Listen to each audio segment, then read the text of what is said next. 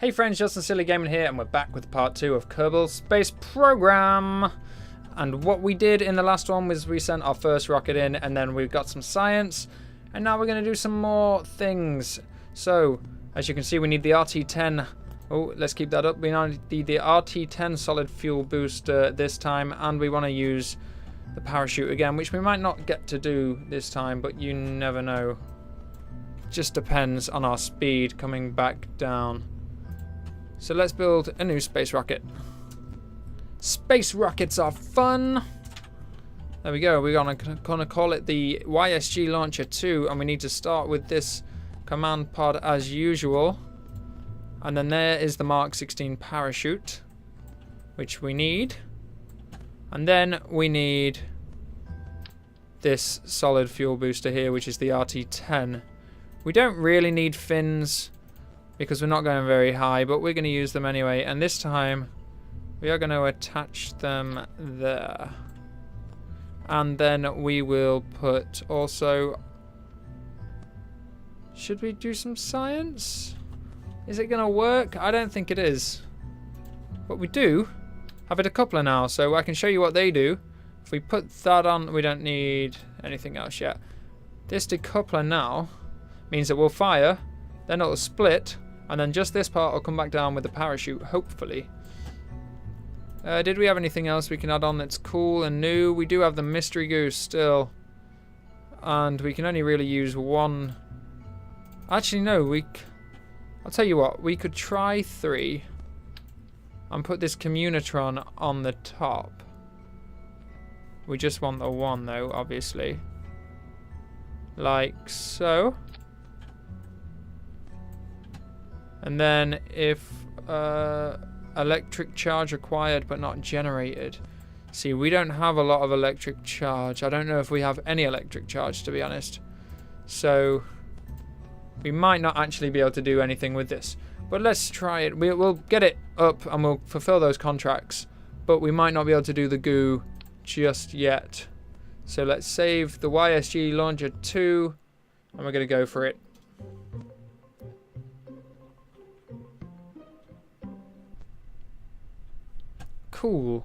Cool beans. So let's have a little peek. If we click this, we can see we've got 50 units of electrical charge, which isn't a lot at all. If we observe this mystery goo, we've pretty much already done it. So we don't really need to do that. We'll reset the experiment. So what we do want to do though is get these up. Can we drag that down? Oh, we can. I didn't even know this, and I've played this game a lot. So much. Oh, I'm so stupid. What's this thing as well? This is our money, and yellow, and blue. Nice. Who knows? Okay, so we want to test the booster, and we want to be between 3,000 and 6,000 at 30 meters per second or 110 meters per second and use this parachute. Don't know if we'll be able to do this bit. Let's just hope we don't die straight away. SAS is on. And the rocket, go now.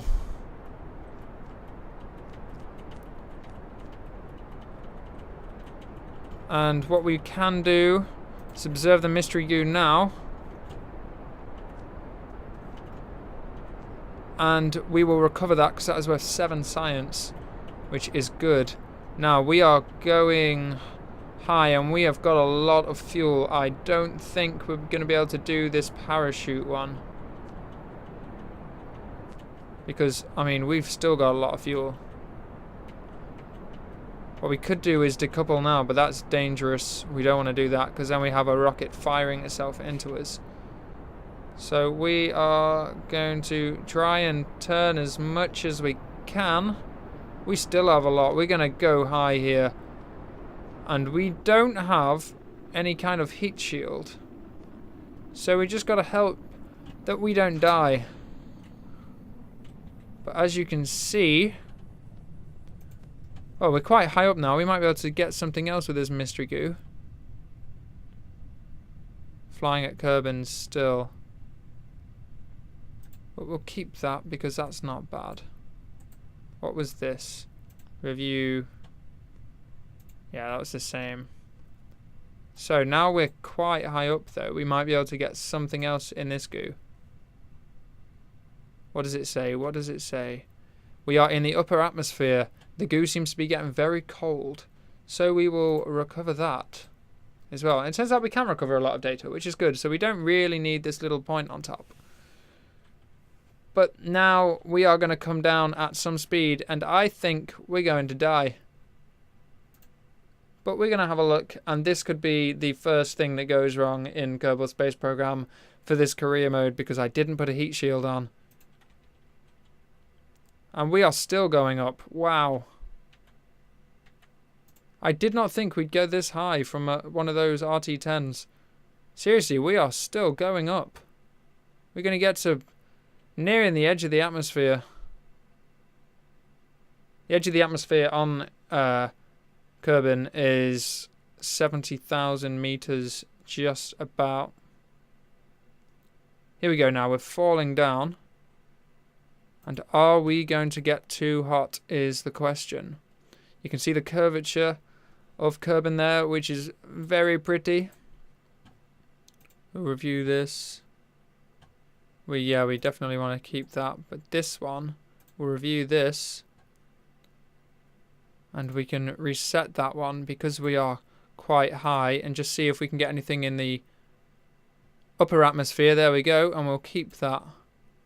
Because I think this was the lower atmosphere. Oh no, that was upper as well. Never mind. But it's fine. It's fine. We'll keep data. Unless we can only keep that one bit of data. Maybe if this one says upper atmosphere, then we'll know that we can only... No, that one's flying. Yeah, that's cool. Yeah, we definitely want to keep that. So now as we're coming down, you can see we are picking up a lot of speed and we are heating up. I think we're going to die. As we're coming up to 650 meters per second. If we can get through this bit of the atmosphere not too fast, then we might just survive. But you can hear Jeb seems happy. But I wouldn't be if I was him, knowing what's coming. Look at that. We are reaching our fastest speed of 710 meters per second. As long as this thing holds on, we might just survive. Oh, you can see there, it's definitely going to be heating up. Let's do a quick save. Now, we're slowing down, we're slowing down, we're slowing down, getting into the thick atmosphere. Lots of wind resistance, blah, blah, blah. And we should survive this if I don't do anything stupid. We are at, what, 270 meters per second. 260. Let's zoom out. We're going to land nicely over the sea. When we get to about 2,000 meters, I'm going to try and deploy this chute. And it wasn't destroyed in the heat. Look at that. We've done it. As long as it opens up fast enough. There we go. There we go. And we are going to land quite far away. Bit of a boat mission. You can just see there the remains of our space center. The Weaver NASA Center for space people. So this one here was while flying at Kerbin, which we want to keep. This one here was in the upper atmosphere, which we want to keep. This one here is also in the upper atmosphere. So what we're going to do is reset that experiment. And let's try it now as we're coming down over water. That does nothing, so let's reset that. But maybe when we're in the water, we can do something and get some more science. So we're just going to speed this up a little bit and crash land and then slow it down because everything seems to glitch when you speed it up in this game. And we're going to observe the mystery goo in water. And we get another false science because the goo escapes into the water. Good science experiment there. Let's keep the data. Jeb seems happy. He's been quite high. We couldn't do this Mark 16 parachute contract, but we can do that next time. But we can recover this vessel. And we can take some more science for that. You see there, we've now got 36.3 science.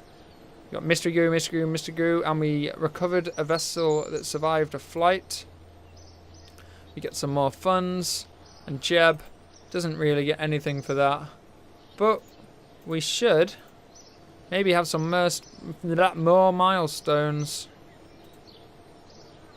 See, there's the... Oh, what are they? Are they contracts? Okay. So, altitude record should be much higher now. 22 kilometers.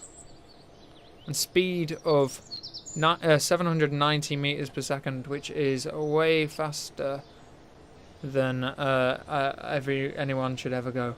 So, let's go and spend some science.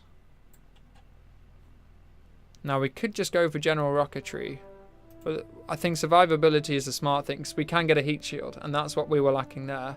We can also get radiator panels, landing struts, better parachute, and a service bay, which is good for storing all your things like batteries, which we'll need for electric charge eventually. So we are going to definitely get that. Then we've got stability, which is nose cones for aerodynamics, a better wing, and cool decouplers which stick onto the side of the rocket. And that's when you see they take off and then they kind of pop off at the side like that, if this is making any sense. And yeah, and that's what they do. But general rocketry will give us more fuel, and these big solid fuel boosters, which can get us just almost into orbital heights, really, out of the atmosphere with those. And this is a better liquid fuel engine. Now, to be honest, I quite like the sound of that, but I think we do want to just go higher, because that's what we're going to do at the beginning of this. So we have got the general rocketry. We've now only got 1.3 science. But if we look here, we can do 2 active contracts. We've only got 1, which is test that. And to do that, we are going to use the T30, was it? Which is the liquid fuel. And there's nothing here that says anything about liquid fuel. But this... maybe we'll just have to do this one first. And that's what we're going to do. We've only got 425 days to do it. Well, that's quite a lot, really, isn't it? But if we fail, we'll lose 11 grand. So this is going to be a quick one. We might as well do that in this part, as long as it works. This might not work. Who knows? But it is time for a new rocket. And it is going to be the YSG Launcher 3. And if we get this up here, so we need the command pod as usual, which goes up here naturally. We're going to put a heat shield on it just to see how that works. And we are going to put, for the first time, a fuel tank. But we're not. No, we're not. We're going to put a decoupler on first, because that's smart. Then we're going to put a fuel tank underneath that. And underneath that, we are going to use... shall we use the T for... I'll tell you what. Just because we're mavericks here at NASA, or whatever this is that I'm at.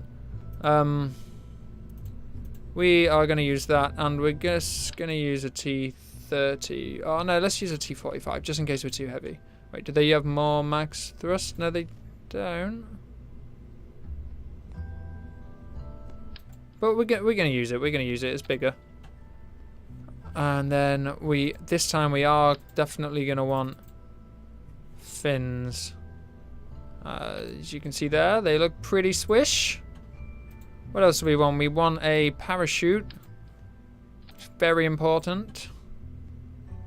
We also have these cool parachutes, which we're not going to use. We're not going to use. And we might have some new science, which we don't, but it's okay. It's okay, because we're not going to go very high in this anyway. So, let's save that. And we're going to go to the launch pad. And I don't think I've forgotten anything, except down here, actually. So here, the decoupling of the rocket wants to happen after the boost, and then the parachute comes out last. Save. And let's launch this and get this contract finally finished.